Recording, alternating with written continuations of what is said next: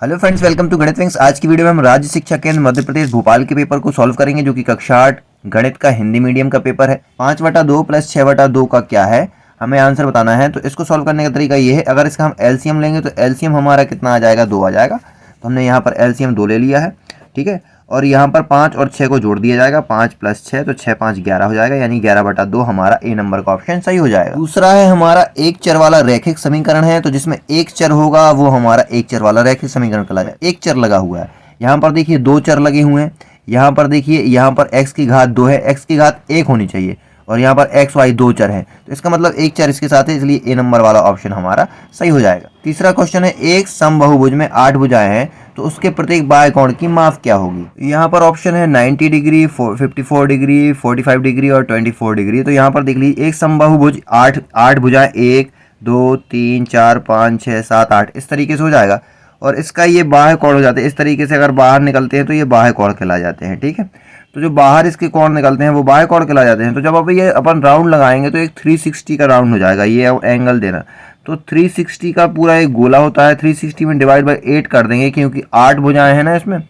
8 से देंगे 8 चौको 32, यहाँ पर बचेगा 4, तो 8 × 5 = 40, यानी कि 45 डिग्री आ जाएगा। हमारा ऑप्शन नंबर सी हमारा राइट हो जाएगा। यहाँ पर चौथा प्रश्न पूछ रहा है, 169 का वर्गमूल है, तो 169 का वर्गमूल हो जाएगा हमारा 13, क्योंकि अगर 169 का हम इस तरीके से गुणनखंड करके निकालेंगे तो इसका हमारा 13 आंसर आ जाएगा। यदि x कोई शून्येतर पूर्णांक है तो x की पावर -1 बराबर है। तो देखिए, यहाँ पर एक रूल्स होता है कि a की पावर अगर -1 m है तो ये इस प्रकार से इसके बटे में प्लस में आ जाती है। तो जो भी प्लस की संख्या हमें मिल जाएगी वही होगी। तो यहाँ पर देखिए 1/x हमारा बी नंबर का आंसर सही हो जाएगा। परिमेय संख्याओं के लिए गुणात्मक तत्समक 1 होगा, ये तुम्हारे थ्योरेटिकल वाले हैं। आयत का प्रत्येक कोण 90 डिग्री का होता है। आप आयत इस प्रकार से बनाते हैं ना, तो यहाँ पर ये 90 डिग्री का एंगल ही तो बनता है, ठीक है। संख्याओं के रूप में एकत्रित सूचनाएं आंकड़े कहलाती हैं। चक्रवृद्धि ब्याज के अंतर्गत मूलधन प्रत्येक वर्ष के बाद बदलता जाता है, यानी कि जैसे आज हमने 100 रुपये किसी को उधार दिए, तो मान लीजिए उसने हमें 110 रुपये दिए, तो अगली बार के लिए 110 रुपये हम फिर से उधार दे सकते हैं, यानी कि अब मूलधन हमारा क्या है, बदल चुका है। -2 की घात -9 को धनात्मक घातांक के रूप में लिखिए। यहाँ पर देखिए, एक रूल्स होता है कि a की पावर m बराबर a की पावर m बटे में इस प्रकार से प्लस में आ जाती है। तो देखिए, यहाँ -2 की पावर -9 है ना। तो यहाँ पर देखिए, अगर यहाँ पर हम 2 की पावर -9 लिख दें, तो जब इसको हम इस सूत्र में रखेंगे तो क्या हो जाएगा, 1/2 की पावर 9, ठीक है। तो पावर जो है वो प्लस में परिवर्तित हो जाएगी, लेकिन इस -2, इस 2 में भी एक माइनस लगा हुआ है, तो जो ये माइनस लगा हुआ है ये तो हमेशा रहेगा, ठीक है, ये तो रहेगा ही। तो इसको इस तरीके से भी लिख सकते हैं, पावर प्लस हो जाएगी, या फिर इस तरीके से भी लिख सकते हैं, पावर प्लस हो जाएगी। 9 जो है वो प्लस में आएगा। किसी समांतर चतुर्भुज में एक आसन्न कोण की माप 120 डिग्री है, तो दूसरे आसन्न कोणों की माप ज्ञात कीजिए। देखिए, एक हमने यहाँ पर समांतर चतुर्भुज बना लिया है ABCD, और यहाँ पर एक की माप हमें 120 दी गई है। हम जानते हैं कि आसन्न कोण का जो योग होता है वो हमेशा कितना होता है, 180 डिग्री होता है, ठीक है। ये आसन्न कोण होते हैं जो कि संपूरक होते हैं एक दूसरे के, है ना। तो ये और ये मिलाकर 180 बनेंगे। तो इस प्रकार से लिखेंगे, कोण A + कोण B बराबर 180। कोण A का मान हमें 120 डिग्री दिया हुआ है, प्लस कोण B का मान हम अपने आप निकाल लेंगे। वो किस तरह से, 180 है, कोण B बराबर 180 - 120 करेंगे तो कोण B का मान हमारे पास कितना आ जाएगा, 60 डिग्री आ जाएगा। इसको हम लिख देंगे 60 डिग्री। अब क्या है कि ये समांतर चतुर्भुज होता है, तो सम्मुख कोण इसके बराबर होते हैं, तो ये 120 हो जाएगा, क्योंकि ये इसके सामने बना हुआ है और ये इसके सामने बना हुआ है, तो ये 60 हो जाएगा। और आप तीनों को जोड़ेंगे तो 360 बन जाएगा। तो इस प्रकार से इसको सॉल्व करना है। हमारा 12वां क्वेश्चन है कि संख्या 6, 9, 4, 100 और 3 बार 0 को मानक रूप में लिखिए। देखिए, मानक रूप में बनाने के लिए हमने यहाँ पर संख्या लिख दी है। मानक रूप का मतलब होता है कि एक अंक के बाद दशमलव, और जितनी संख्या है उसको 10 की घात में रख देना है। मतलब कि यहाँ पर 6 दशमलव, इसको 9 4 हम लिख देंगे, 9 4 1, यहाँ तक नंबर लिखे हुए तो नंबर को ले लिया, और यहाँ पर गुणे 10 की घात लगा देंगे। 10 की घात कितनी लगाएंगे, जितने यहाँ पर नंबर हैं, यानी कि देखिए 6 के बाद हमने दशमलव लगा दिया, नंबर कितने हैं, 1 2 3 4 5 6 7 8, तो यहाँ पर 10 की घात हम कितनी लगा देंगे, 8 लगा देंगे। यही हमारा क्या है, मानक रूप हो जाएगा। यहाँ पर 13वां प्रश्न है कि एक टंकी को 1 घंटे 20 मिनट में भरने के लिए 6 पाइपों की आवश्यकता पड़ती है। कितने पाइपों की, 6 पाइपों की आवश्यकता पड़ती है। यदि उसी प्रकार के केवल 5 पाइपों का उपयोग किया जाए तो टंकी भरने में लगने वाला समय में कमी होगी या वृद्धि।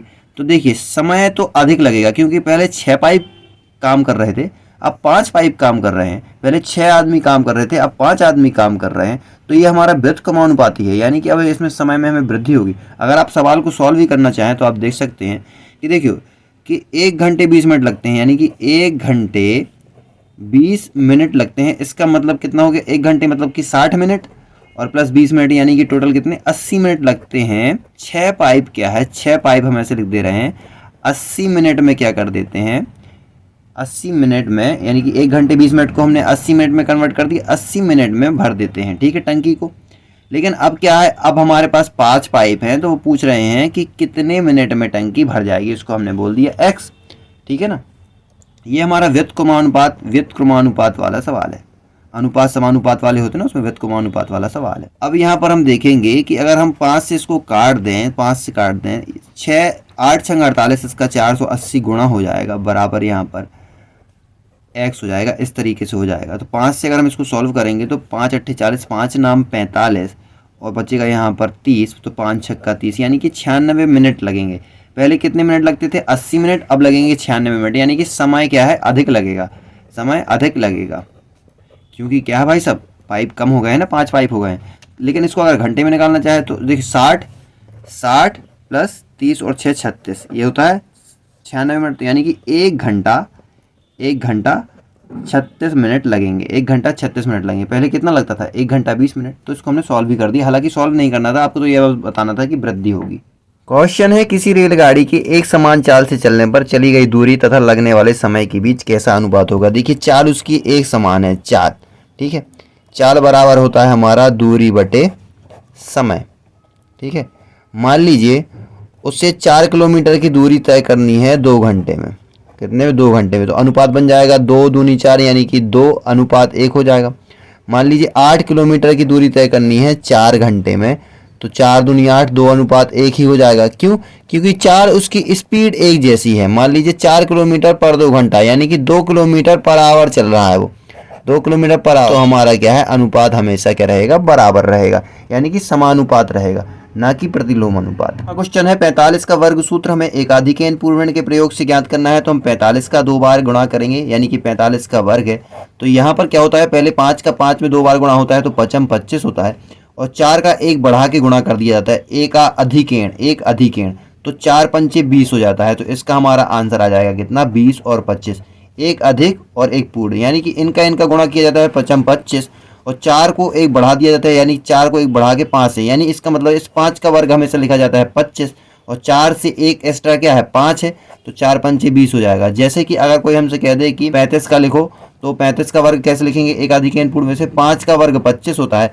और 3 के बाद क्या आता है, 4 आता है, तो 3 को 12 हो जाएगा, यानी कि 12 25 हमारा आ जाएगा। यही सूत्र एकाधिकैन पूर्वण कहलाता है। 16वां क्वेश्चन है कि किसी पूर्ण वर्ग संख्या की इकाई अगर 9 होने पर उसके वर्गमूल संख्या की इकाई क्या होगी, उसकी इकाई क्या होगी।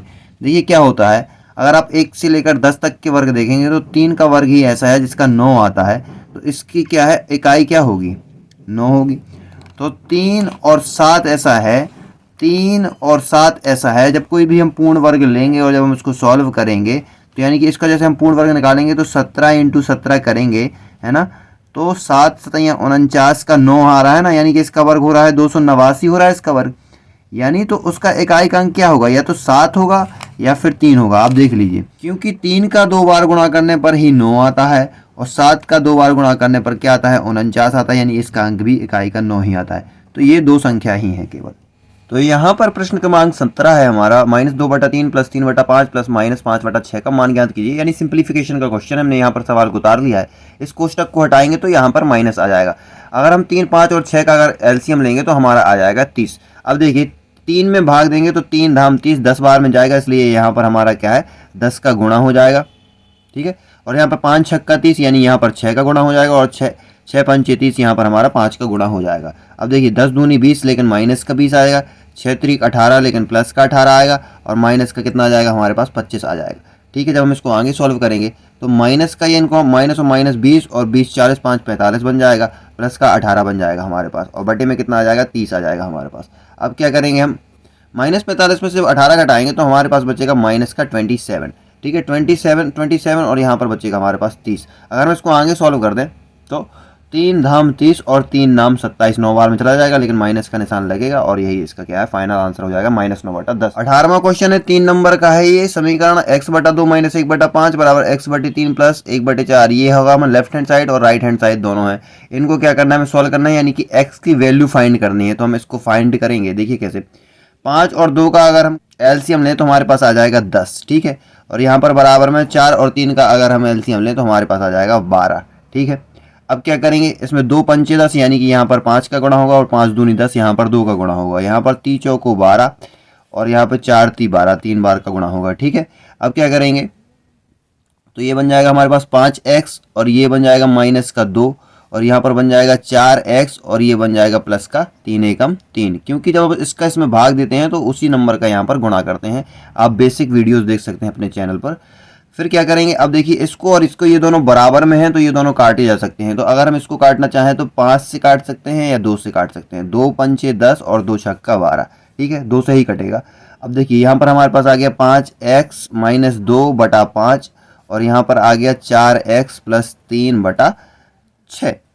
अब इसका त्रियक गुणा हो जाएगा, इसका इसमें और इसका इसमें। तो हम करते हैं यहाँ पर 5x - 2 इसका गुणा इसमें हो जाएगा इंटू 6 बराबर 4x + का 3 और ये 5 उठकर यहाँ पर चला जाएगा तो 5 का गुणा हो जाएगा। अब 6 पंचे 30x आ जाएगा हमारे पास और 6 दूनी 12 आ जाएगा हमारे पास।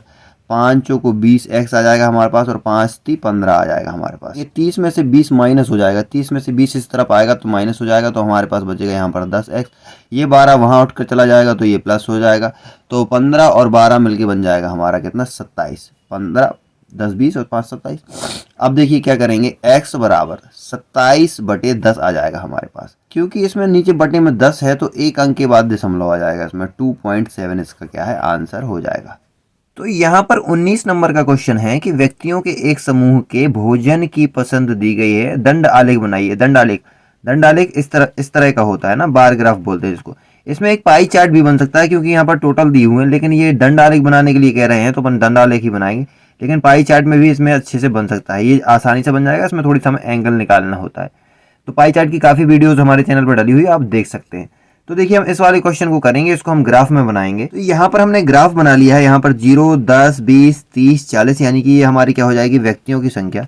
यहाँ पर लिख देंगे हम व्यक्तियों की संख्या, ठीक है, इस तरीके से लिख देंगे। और यहाँ पर लिख देंगे जो हमारे उत्तर भारतीय लोग हैं भोजन की पसंद, ठीक है। इस तरफ से ये हमारा y एक्सिस हो जाएगा और ये वाला हो जाएगा हमारा x एक्सिस हो जाएगा, ठीक है।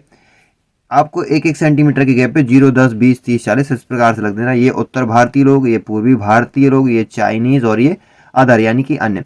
तो उत्तर भारतीय लोग कितने % भोजन पसंद करते हैं, 30 व्यक्ति पसंद करते हैं। तो हम देखेंगे यहाँ से उत्तर भारतीय को चालू करेंगे और यहाँ से अगर हम ले जाना चाहें 2 में भी बना सकते हैं और सिंगल भी बनाना सकते हैं। तो उत्तर भारतीय लोग हैं यहाँ पे 30। तो मान लीजिए हमने ये वाली लाइन ली तो यहाँ से हम इसको 30 पे यहाँ पर ये बना देंगे, ठीक है। पूर्वी भारतीय लोग हैं हमारे 40, तो हम यहाँ से जाएंगे यहाँ पर ये 40 बना देंगे, ठीक है। और चाइनीज़ कितना पसंद करते हैं, 25, तो 20 ये है और 20 के जस्ट हाफ में यहाँ पर हमारा 25 हो जाएगा। तो यहाँ पर चाइनीज़ में हम यहाँ पर इसको 25 लगा देंगे, ठीक है। और अदर लोग भी कितने हैं, 25 हैं, तो यहाँ पर अन्य है हमारा। हालांकि हमने 2-2 के गैप पे बनाया ना, 1 और 1 2 का गैप, 1 और 1 2 का गैप और यहाँ 1 और अदर पे यहाँ पर लाएंगे हम और अदर पे कितना बना देंगे 25, तो अदर भी यहाँ पर 25 बनेगा। अब वो दंड आलेख कह रहे हैं तो दंड बनाएंगे, मतलब कि इसमें ऐसे ऐसे ग्राफ बना देंगे हम।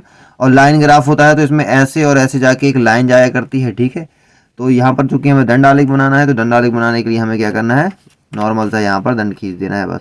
ये बना दिया और ये बना दिया और यहाँ इसको मिला दिया, इसमें यहाँ पर ये बना दिया और ये बना दिया और इसको मिला दिया और यहाँ पर ये बना दिया और ये बना दिया और इसको मिला दिया। इसी तरीके से ये हमारा दंड आलेख बनकर कंप्लीट हो जाता है, ठीक है। तो यहाँ पर कितने लोग थे, यहाँ पर 30 लोग थे तो यहाँ 30 लिख देंगे।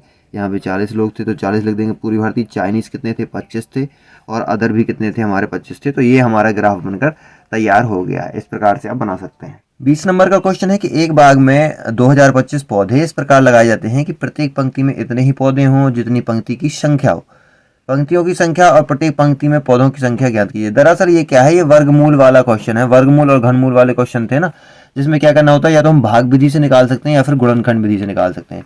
तो 20-25 का हमें वर्गमूल निकालना है तो इसका हम क्या करेंगे, गुणनखंड विधि से निकाल सकते हैं। और एक भाग विधि होती है तो भाग विधि से भी आप निकाल सकते हैं, चैनल पर जाकर सीख सकते हैं। अभी हम क्या है गुणनखंड विधि का यूज़ करेंगे इसको निकालने के लिए। वो क्वेश्चन पूछ रहे हैं कि पौधे लगाना है हमें, ऐसे ऐसे पौधे लगाना है, मतलब कि इस तरीके से क्यारियों में पौधे लगाने हैं, उतने ही ऐसे लगाने हैं, उतने ही जितने ऐसे लगाने हैं उतने ही ऐसे लगाने हैं। जैसे 3 और 3 का वर्गमूल क्या होता है, 9 होता है ना, 3 और 3 का, 3 3 का 9, मतलब 3 और 3 का वर्ग 9 होता है। तो 1 2 3 इस तरीके से होने चाहिए और 3 इस तरीके से होना चाहिए, 3 इस तरीके से। इसी प्रकार से वो बोल रहा है इसका एक वर्गमूल निकलेगा, तो उतने उतने हमें क्या लगाना होगा, पौधे लगाने होंगे। तो हम इसको देखते हैं। इसको हम क्या करेंगे, विभाज्यता के नियम से इसको 5 से काटना चालू करेंगे, क्योंकि गुणनखंड में क्या है, पहले हमें अभाज्य संख्या लेती है 2 3 5 7, इनसे शुरुआत करनी होती है। तो 2 से तो जाएगा नहीं, 3 से भी नहीं जाएगा, इसमें ये 5 से जाएगा, क्योंकि यहाँ पर इकाई में 5 है। तो 5 चौको 20 और 2 में नहीं जाएगा तो 0 और 5 25 हो जाएगा। फिर से करेंगे 5 अट्ठे 40 और 5 एकम 5। हम इसको 3 से करेंगे 27 या 81 होता है, यानी कि 3 दूनी 6 और 1 बचेगा, 30 सत्ते 21, यहाँ पर 2 बचेगा। और फिर 3 नाम 27 और 3 त्रिका 9 और 3 एकम 3। अब चूंकि हमें क्या है, वर्गमूल निकालना है, तो 2 जोड़ों में से एक को हम बाहर निकाल लेंगे, ठीक है। तो एक यहाँ से 5 वापस आ जाएगा और 2 में से एक 3 निकल आएगा, इन 2 में से एक 3 निकल आएगा, ठीक है। तो ये हो जाएगा 5 थी 15, 15 थी 45, यानी कि 45, यानी कि ये जो 20-25 है, इस प्रकार उन्हें इतने पौधे उन्होंने दे दिए, हमें 2025 पौधे दे दिए हैं। 2025 पौधों को अगर हम उनका वर्गमूल निकालेंगे तो इस तरीके से हमारा कितना निकल आएगा, 45 निकलेगा। अगर आप करना चाहें, अपन ने देखा था, सीखा था, तो इसका देखो 5 25 होता है और 4 के आगे 5 होता है, 4 पंचे 20, 45 का ही वर्गमूल निकल आया। तो इस प्रकार से क्या है, 45 पौधे लगेंगे, 45 इस तरीके से और 45 इस तरीके से, ठीक है। 45 45 और 45 इसका आंसर हो जाएगा। 21 नंबर का क्वेश्चन है कि यदि किसी घन का आयतन 125 सेंटीमीटर क्यूब है तो उसकी भुजा की एक लंबाई ज्ञात कीजिए। यहाँ पर हमने घन बना लिया है, उसका आयतन टोटल वॉल्यूम उन्होंने बता दिया है हमें कितना है, 125 सेंटीमीटर क्यूब। तो 125 सेंटीमीटर क्यूब क्या है, इसका वॉल्यूम है। घन का आयतन होता है भुजा का क्यूब, यानी कि साइड का क्यूब बोल सकते हैं अपन इसको, है ना। तो हम इसको ए क्यूब भी बोल सकते हैं, यानी कि भुजा का मान लीजिए, हमने भुजा को ए मान लिया है तो हमने इसको ए क्यूब बोल दिया। 125 के बराबर हम ए क्यूब लिख सकते हैं। अगर हम इसको 3 की घात के रूप में बनाना हो तो हम 5 का गुणा अगर 3 बार कर दें, 5 25 और 25 पंचे 125 होता है, ठीक है। 5 का जब 3 बार करेंगे तो ए की घात 3 बार हो जाएगी, यानी कि यहाँ पर ए इज इक्वल आ जाएगा 5, क्योंकि यहाँ पर देखिए घातें समान है तो आधार इसके क्या हो जाते हैं, बराबर हो जाते हैं घातांक के नियम से। तो इस प्रकार से हो सकता है। यदि आप इस तरीके से भी देखना चाहें कि ए का क्यूब बराबर यहाँ पर 125 निकाल दें और फिर इसका आप क्या करें, गुणनखंड विधि से या भाग विधि से आप इसका घन निकालेंगे तो यहाँ पर हमें 5 निकल के मिलेगा। तो एक यहाँ पर हमें क्या मिल जाएगा, ए की वैल्यू हमें 5 मिल जाएगी, ठीक है। क्योंकि ये तो यहाँ पर इसने वर्ग बना लिया, रूट बना लिया है ना। इस प्रकार से इसका आंसर हो जाएगा 5, क्योंकि उन्होंने एक साइड पूछी है तो एक साइड कितने की है, 5 की है। बहुत सिंपल है। 22वां क्वेश्चन है कि यदि चमेली के पास अपने धन का 75% खर्च करने के बाद 600 रुपये बचे तो ज्ञात कीजिए कि उसके पास शुरू में कितने रुपए थे। तो यहाँ पर देखिए बहुत ही सिंपल है। चमेली के पास उसके धन का कितना 75% खर्च कर दिए। खर्च कितना किया उसने, खर्च किया है उसने 75%। कोई भी चीज़ अगर अपने आप में देखी जाए तो वो 100% पूरी होती है। 100 में से उसने 75% खर्च कर दिया, तो अब उसके पास 25% क्या है, बचत हो गई, यानी कि बचा, ठीक है। और यहाँ पर दिया है कि खर्च करने के बाद 600 रुपये बचा लिए, यानी कि 25% बराबर 600 हो जाएगा। कितना हो जाएगा, 600, क्योंकि 25% बचा और जो 600 है वो भी बचत है ना। 600 रुपये बचा लिए हैं, 75% उसने खर्च कर दिए हैं। 25% का मतलब होता है 25/100 और यहाँ पर लिखा हुआ है 600। तो अपन यहाँ करेंगे 600, ये 100 उस तरफ चला जाएगा, बटा में 25, तो 25 चौको 100 हो जाएगा, 4 का 6 में गुणा हो जाएगा तो हमारा आ जाएगा 2400 आंसर। तो उसके पास शुरुआत में 2400 रुपये थे। तो हमारा 23 नंबर का प्रश्न है कि 7x² - 4xy 8y² + 5x - 3y में से 5x² - 4y² + 6y - 3 को घटाना है। तो देखिए ये वाला पद हमने यहाँ पर लिख लिया है और ये वाला पद हमने यहाँ पर लिख लिया है। देखिए स्क्वायर के नीचे स्क्वायर आ गया है, 4y, y के नीचे y वाला स्क्वायर ले लिया हमने, 6y का कुछ यहाँ पे है नहीं है तो 3y के जस्ट नीचे हमने 6y ले लिया है, -3 को ले लिया है। हमें ये पद देख लेना है कितने इसमें, 1 2 3 4, 1 2 3 4 हमने ले लिए। अब देखिए यहाँ पर हमें माइनस करना है तो ये माइनस हो जाएगा, यानी कि या तो माइनस ही रहेगा यहाँ पे। ये यहाँ पर माइनस का चिन्ह है तो ये प्लस का हो जाएगा, ये प्लस का है तो ये माइनस का हो जाएगा और ये माइनस का है तो ये प्लस में हो जाएगा। ये इसलिए हो रहा है क्योंकि जब हम इसको माइनस में यहाँ पर चेंज करते हैं तो अंदर वाले चेंज का गुणा, माइनस का गुणा अंदर होता है तो चिन्ह परिवर्तित हो जाते हैं। यहाँ पर 7x² में से 5x² जाएगा तो हमारे पास बचेगा 2x², ठीक है। यहाँ पर देखिए -4xy हमारा ज्यों का त्यों रहेगा क्योंकि कुछ है नहीं इसके पास। ये 8 और 4 प्लस और प्लस मिलके 8 4 12 बन जाएगा, 12y² हो जाएगा हमारे पास। प्लस का 5x बचेगा हमारे पास, और यहाँ पर देखिए माइनस और माइनस दोनों माइनस के हैं, तो माइनस का 6 और 3 9y हो जाएगा, और माइनस का 3 आ जाएगा हमारे पास। अब देखेंगे कोई पद एक से है क्या, 2x² है, y² है, ठीक है, तो इनको हम आगे पीछे भी कर सकते हैं। 4xy है, 5x अलग है, 9y अलग है और 3 अलग है, यही इसका फाइनल आंसर हो जाएगा। यहाँ पर हमारा 24वां क्वेश्चन है कि एक समचतुर्भुज का क्षेत्रफल 240 वर्ग सेंटीमीटर है और विकर्णों में से एक की लंबाई 16 है, तो दूसरे विकर्ण की लंबाई ज्ञात कीजिए। समचतुर्भुज का क्षेत्रफल होता है d1/d2/2, तो क्षेत्रफल हमें दे रखा है 240 है ना, d1 हमारा एक विकर्ण 16 है, तो दूसरा विकर्ण ये वाला हमें ज्ञात करना है। तो बहुत ही सिंपल है, 240 बराबर हमने लिख दिया है, इसको हम काट सकते हैं लेकिन यहाँ पर दोबारा लिख दिया। देखिए 2 से इसको काट देंगे तो 2 8 16 बन जाएगा हमारा, और 8 से इसको काटेंगे तो 8 की 24 यानी कि 30 आ जाएगा, यानी कि d2 बराबर हमारे लिए कितना आ जाएगा, 30 आ जाएगा। दूसरा विकर्ण हमारा हो जाएगा 30, तो ये वाला विकर्ण हमारा कितना हो जाएगा, 30 हो जाएगा। 25वां क्वेश्चन है गुणनखंड कीजिए z-7 + 7xy - xyz। इन्होंने क्या किया है, आगे पीछे लिख दिया है, तो इसको पहले हमें पद को व्यवस्थित करना पड़ेगा, तो हम पहले रख सकते हैं प्लस का 7xy, फिर -7 जिससे हमें 7 यहाँ पर कॉमन मिल जाए, फिर माइनस का हम xyz ले सकते हैं और प्लस का z रख सकते हैं। हमने इनको आगे पीछे कर लिया, जिसमें से इसमें हमें z कॉमन मिल जाए और उसमें से हमें 7 कॉमन मिल जाए। इसमें से अगर हम 7 कॉमन ले लेंगे तो हमारे पास बचेगा xy, और 7 दोनों पदों में कॉमन है इसलिए माइनस का 1 बचेगा हमारे पास। माइनस यहाँ पर देखिए, यहाँ पर z दोनों में है तो z हम कॉमन ले लेंगे माइनस का, तो यहाँ पर बचेगा हमारे पास केवल xy, क्योंकि z तो कॉमन ले लिया है और माइनस का लिया है इसलिए -1 यहाँ पर बचेगा। अब देखिए xy - 1 सेम पद हो गए और 7 - z हो गया, तो 7 - z हो गया है और xy - 1 ये दोनों इसके गुणनखंड हो जाएंगे। लास्ट क्वेश्चन के लिए हमें ग्राफ की जरूरत पड़ेगी। वर्ग की भुजा दी हुई है, हमें ग्राफ बनाना है क्योंकि इसमें, और यहाँ पर क्षेत्रफल दिया है। अगर 2 भुजा है उसकी तो उसका क्षेत्रफल 4 दिया, क्योंकि 2 × 2 4 हो जाता है ना, तो हम 2 का 2 बार गुणा करेंगे तो वैसे भी 4 बन जाएगा। 3 × 3 9 हो जाएगा, 4 × 4 16 हो जाएगा। तो हमें इसको ग्राफ पेपर पर बनाना है। ये वाला हमारा x अक्ष हो जाएगा और ये वाला हमारा y अक्ष हो जाएगा। यहाँ पर क्षेत्रफल है और यहाँ पर भुजा हमने बना रखी है। देखिए यहाँ पर 0.5 10 15 20, तो हमने यहाँ पर इसको क्षेत्रफल ले लिया है, और 1 2 3 4 इसमें जिस प्रकार से दिया हुआ है 2 3 4, तो हमने ये वर्ग की भुजा ले ली है यहाँ पर, ठीक है। अब वो कह रहे हैं कि अगर 2 भुजा है तो उसका क्षेत्रफल कितना जा रहा है, 4 जा रहा है। तो देखिए 2 भुजा है, यहाँ से 0 तक 5 है, लेकिन इसके बीच में 10 नंबर होते हैं इस तरीके से। तो अगर हम 2 2 का जब गैप छोड़ेंगे, 2 2 4 2 6 2 8, यहाँ पर जाके हमारा 4 बनेगा, क्योंकि वहाँ उनको चाहिए 2 सेंटीमीटर भुजा पे 4। तो क्योंकि हमने 5 का, यहाँ पर 10 का 5 लिया है ना, मतलब कि 10 गैप करके 5 लिया है, फिर 10 गैप करके 5 लिया है, तो 5 10 15, इसमें छोटे छोटे जैसे स्केल में mm होते हैं ना वैसे, तो यहाँ पर हमारा जाके बन जाएगा। अब दूसरा है, अगर हम देखें दूसरा कौन सा है हमारा, दूसरा है कि 3 पे हमें 9 लेना है, तो ये 3 है, और यहाँ पर देखिए 9 किस प्रकार से बनेगा, तो ये हो गया 5 और 2 का गैप करके 6 और 2 का गैप करके 7 और 2 का गैप करके 8 और 2 का गैप करके यहाँ पर हमारा 9 बनेगा, ठीक है। चलिए ठीक है। अब 4 पे हमें क्या चाहिए, 4 पे 16 चाहिए, तो 4 पे ये 15 है, 15 के बाद 2 का गैप करके यहाँ पर 16 बन जाएगा। 5 पर देखना है, 5 पर कितना है हमारा, तो 5 पर है 25, तो 5 पर डायरेक्ट 25 हमारा ऐसा चला जाएगा। लेकिन अगर आप इसको देखें, अगर इसको आप मिलाएं तो ये एक हिसाब से कर्व बन रहा है, कर्व यानी वक्र रूप से बन रहा है। इसमें ये डायरेक्ट रैखिक वाला नहीं बन रहा है, इसमें सीधी रेखा जाती है, इसमें थोड़ा सा ऐसे घूमती हुई रेखा जा रही है। तो ये हमारा क्या है, रैखिक ग्राफ हो जाएगा, और इस प्रकार से ये ग्राफ बनेगा। क्षेत्रफल हमने 1 सेंटीमीटर बराबर 5 इकाई ली है, यहाँ पर देखिए 1 सेंटीमीटर में 5 इकाई ली है। भुजा बराबर, ये जो भुजा है हमने 1 1 सेंटीमीटर का गैप लिया है। तो इस प्रकार से आपको इसको डिज़ाइन करना है और यही इसका आंसर हो जाएगा।